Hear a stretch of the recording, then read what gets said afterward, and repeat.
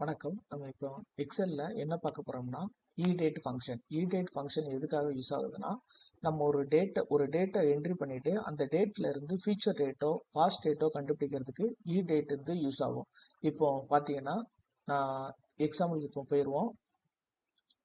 இந்த இடத்துல நான் வந்து டுடே டேட்டை நான் என்ட்ரி பண்ணுறேன். 02/03/2026. ஸோ 2/3/2026. ஸோ பாஸ்ட் டேட் இப்போ பார்த்தீங்கன்னா, இப்போ இடேட் ஃபங்க்ஷனை என்ட்ரி பண்ணுறேன். இடேட். ஸோ இதோட சின்டெக்ஸ் வந்து இடேட் ஸ்டார்ட் டேட் மந்த்.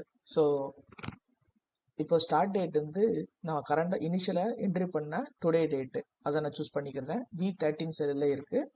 நெக்ஸ்ட்டு 6 மாதத்துக்கு அப்புறம் என்ன டேட்டு வரும் அப்படிங்கிற மாதிரி நான் ஒரு இது கொடுக்குறேன். 6 கொடுத்தாச்சு. பார்த்தீங்கன்னா இது வந்து டேட் ஃபார்மேட்டில் இல்லாதனால அந்த மாதிரி நம்ம டெஸ்ட் காட்டுது. ஸோ நான் வந்து ஃபார்மேட் வந்து டேட் ஃபார்மேட்டுக்கு மாற்றுறேன். பார்த்தீங்கன்னா 2/9/2026 வந்துருச்சு. ஸோ 6 மாதத்துக்கு அப்புறம் சேம் இதே டேட்டு வருது. இதுக்கு அடுத்து இது வந்து ஃபியூச்சர் டேட்டு.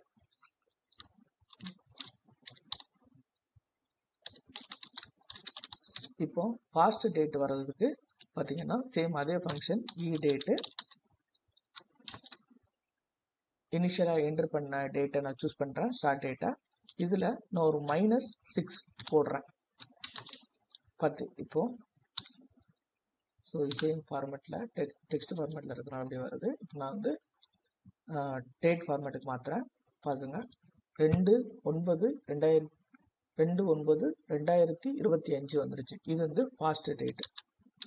ஸோ எப்படி எக்ஸலில்